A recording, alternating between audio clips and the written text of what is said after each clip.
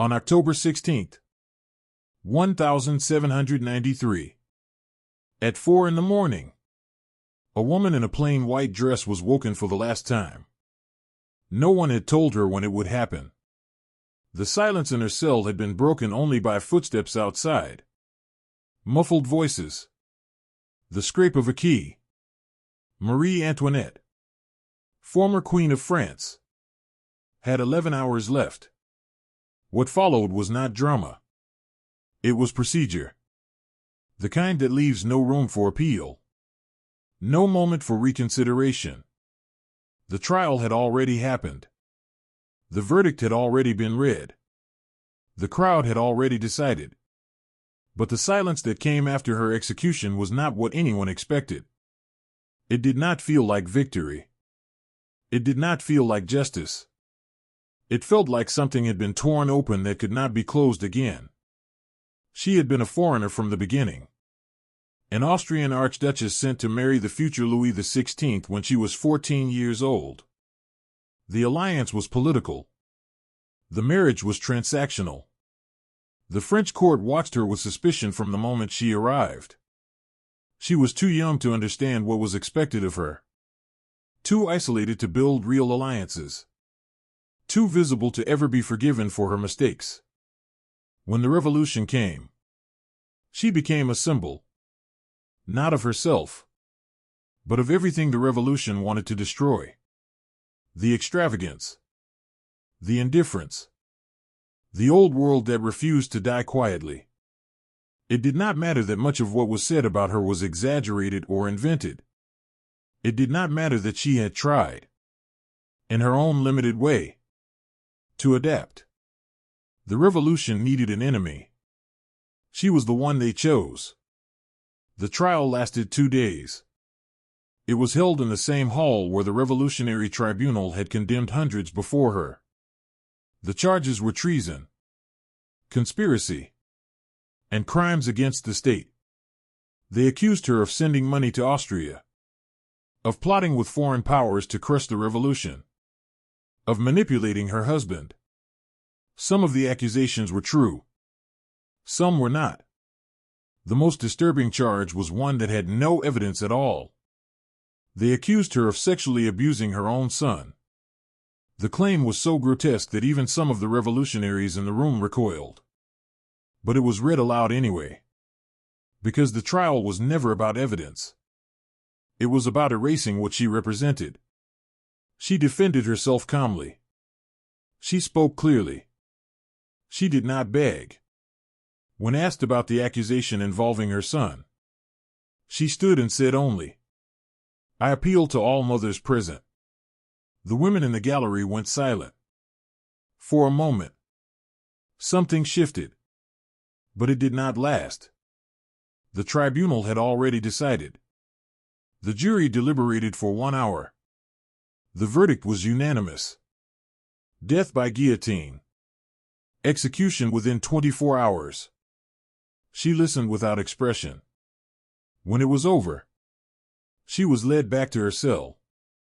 She wrote one letter that night. To her sister-in-law, Elizabeth. She asked her to care for her children. She said she died innocent of the crimes they accused her of. She did not say she was innocent of everything. Just those crimes. The letter was never delivered. It was confiscated. Read by officials.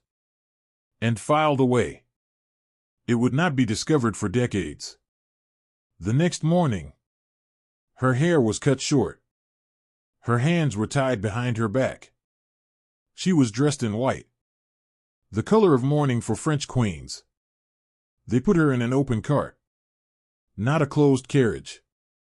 That was deliberate. The people needed to see her. The route from the Conciergerie prison to the Place de la Révolution took over an hour. The streets were lined with crowds. Some shouted.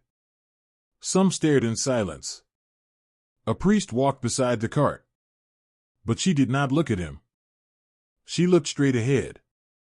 Witnesses described her face as pale, composed, expressionless. She stumbled once as she climbed the scaffold. She stepped on the executioner's foot by accident. Her last words were an apology.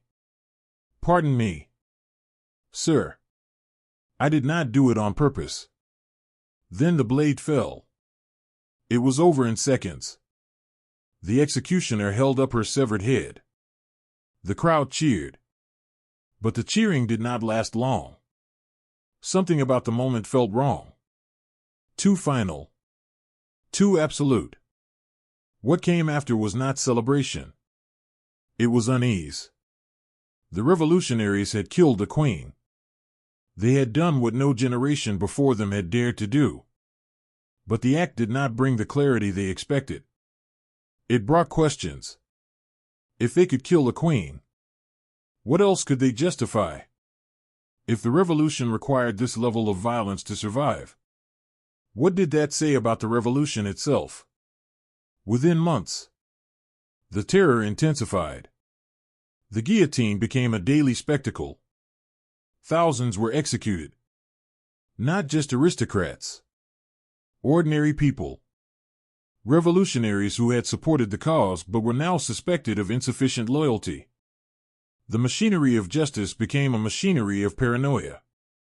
And the silence that had followed Marie Antoinette's execution became a silence that followed every execution after hers. The same hollow sense that something irreversible had been set in motion. Her children did not know she was dead for weeks. Her daughter, Marie-Therese, was still imprisoned. Her son, Louis Charles, had been taken from her months before and placed in the care of a cobbler tasked with erasing his royal identity.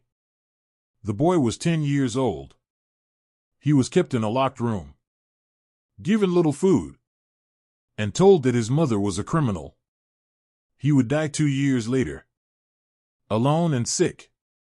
In the same prison, Marie-Therese survived. She was the only member of the immediate royal family to live through the revolution. She was released in 1795 in a prisoner exchange. She never spoke publicly about what happened to her mother. When asked years later, she said only that some silences could not be broken. Had killing the queen strengthened the revolution? Or had it revealed something darker at its core? Historians have debated the execution ever since. Some argue it was inevitable. That Marie Antoinette represented an institution that had oppressed France for centuries. That her death was symbolic justice for generations of inequality. Others argue it was a miscalculation. That the revolution could have imprisoned her, exiled her, or simply ignored her. That her execution radicalized the terror and made reconciliation impossible.